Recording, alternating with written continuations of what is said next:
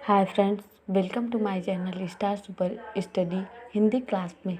आइए आज हम मुंशी प्रेमचंद द्वारा रचित गबन उपन्यास की नायिका जालपा के चरित्र चित्रण के बारे में चर्चा करेंगे। आइए स्टार्ट करते हैं। गबन उपन्यास की प्रमुख नारी पात्र जालपा है, जिसकी चारित्रिक विशेषताओं को गबन उपन्यास में निम्न प्रकार से स्पष्ट किया गया है या नीचे दिए गए हैं, वो हम पढ़ते हैं। आभूषणों के प्रति तीव्र लालसा। जो जालपा है उसे आभूषण से बहुत प्यार है। बचपन से ही आभूषणों के प्रति जालपा को बेहद लगाव था। उसका मनोवैज्ञानिक कारण है कि आरंभ से ही वह जिस वातावरण में पली बढ़ी, वहाँ आभूषणों की ही चर्चा अधिक होती है। माँ उसे अक्सर आभूषण दिलवाती, विसाती से बिल्लौरी चंद्रहार दिलवा देती है। उसे पाकर उसके आनंद की कोई सीमा नहीं रहती है। सारे गांव में वह इन गहनों को पहनकर घूमती रहती है। उसकी बाल संपत्ति भी यह आभूषण ही थे, जिसमें वह बिल्लौरी चंद्रहार सबसे प्रिय था। जालपा की आभूषण प्रियता को प्रेमचंद कुछ इस तरह व्यक्त करते हैं कि जालपा आभूषण से खेलती थी, यही उसके खिलौने थे। वह बिल्लौर का हार जो उसने विसाती से लिया था, विवाह पर आए आभूषणों में जालपा की निगाह चंद्रहार को ही खोजती है, और जब उसे चंद्रहार कहीं नजर नहीं आता, परिणाम स्वरूप उसके कलेजे पर चोट सी लग गई। मालूम हुआ देह में रक्त की एक बूंद भी नहीं है, मानो उसे मूर्छा आ गई। वह उन्माद की सी दशा में अपने कमरे में आई और फूट फूट कर रोने लगी। यद्यपि आभूषण के प्रति इतना प्रेम होना उचित नहीं है, किंतु प्रस्तुत उपन्यास में इसे प्रेमचंद ने सकारात्मकता की ओर मोड़ दिया। जैसे जालपा को आभूषण दिलाने हेतु रमानाथ का नौकरी करना। आदर्श पत्नी। जालपा एक आदर्श पत्नी थी। रमानाथ ने जो बड़प्पन का आवरण जालपा पर डाला था, उसने ही उसके विवेक को ढक लिया था। सही परिस्थितियों से परिचित होकर वह पश्चाताप करती है और स्वयं को दोषी ठहराती है। यह उसके चरित्र की उज्ज्वलता है कि वह अपने आभूषणों को बेचकर गबन किया हुआ रुपया म्यूनिसिपैलिटी में जमा कर आती है।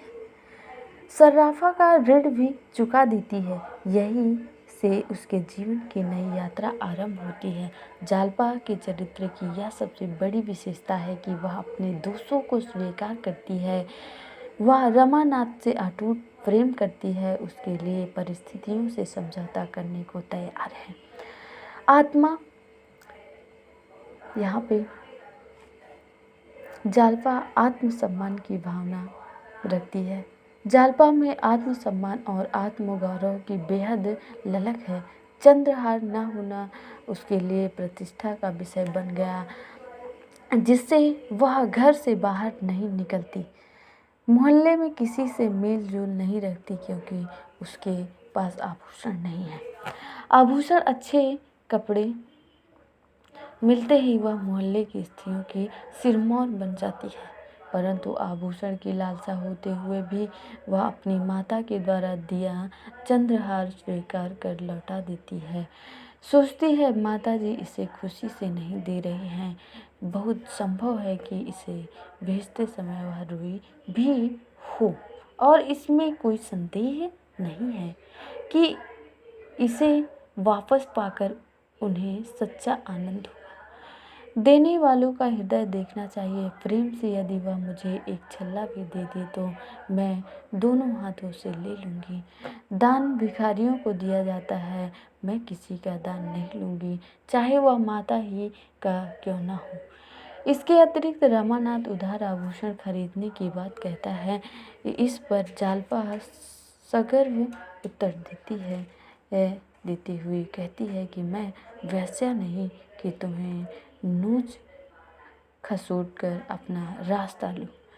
मुझे तुम्हारे साथ जीना मरना है, यदि मुझे सारी उम्र वे गहनों के रहना पड़े तो भी मैं कर्ज लेने को नहीं कहूँगी। उपरोक्त कथन में जाल्पा के आत्मसम्मान व आत्मगौरव को प्रदर्शित करते हुए मुंशी प्रेमचंद जी कहते हैं, लिखते हैं, जाल्पा एक चरित्र का क्रमिक विकास और चरमोत्कर्ष। आरंभ में प्रेमचंद्र ने जाल्पा का परिचय एक आम भारतीय नारी के रूप में कराया। फिर उसके चरित्र का क्रमिक विकास हुआ। कलकत्ता की घटना उसके चरित्र को उत्कर्ष पर पहुंचाती है। वह खटिक देवी दीन जिसने उसके पति को आश्रय दिया था, वह उसकी एहसानमंद थी, इसीलिए वह खटिक होकर भी उसके लिए ब्राह्मण के बराबर था। उसकी पत्नी जग्गू को वह माता के समान मानती है। अपने प्रयासों से वह रमानाथ को भी सही राह पर ले आती है। रमानाथ उसके त्याग और साधना से प्रभावित होकर कहता है कि तब वह प्यार करने की वस्तु थी, अब वह उपासना की वस्तु है। वहीं जोहरा भी जाल्पा की त्याग और सेवा से प्रभावित हुए बिना नहीं रह पाती है। तुमने मुझे उस देवी से वरदान लेने को भेजा था जो ऊपर से तो फूल है पर भीतर से पत्थर, जो इतनी नाजुक होकर भी इतनी मजबूत है। दिनेश की माँ भी जाल्पा के उपकारों की प्रशंसा करते हुए कहती है कि हमें तो उन्होंने जीवन दान दिया है, कोई आगे पीछे ना था, बच्चे दाने दाने को तरसते थे, जब से यहाँ आ गई है हमें कोई कष्ट नहीं है। न जाने किस शुभ कर्म का हमें यह वरदान मिला है। जाल्पा एक बुद्धिमत्ता भावुक नारी है। जाल्पा भावुक किंतु बुद्धिमान नारी है।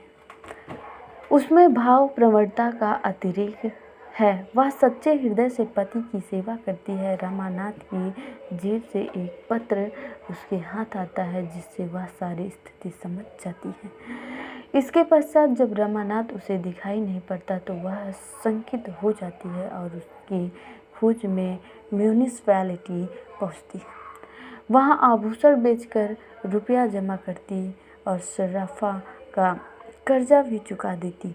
समस्त विषम परिस्थितियों का एक साहसिक नारी की तरह सम्मान करती हुई देखी जाती है। रमानाथ का पता लगाने के लिए वह जिस प्रक्रिया को अपनाती है उससे उसकी बुद्धि कौशल का परिचय मिलता है। वह शतरंज के खेल का नशा पुरस्कार हेतु प्रकाशित कराकर रमानाथ का पता लगा लेती है। जाल्पा एक आदर्श भारतीय नारी है। कलकत्ता में रमानाथ की गवाही से सजा पाने वालों में एक दिनेश भी था, जिसके घर में उसके अलावा देखभाल करने वाला कोई न था।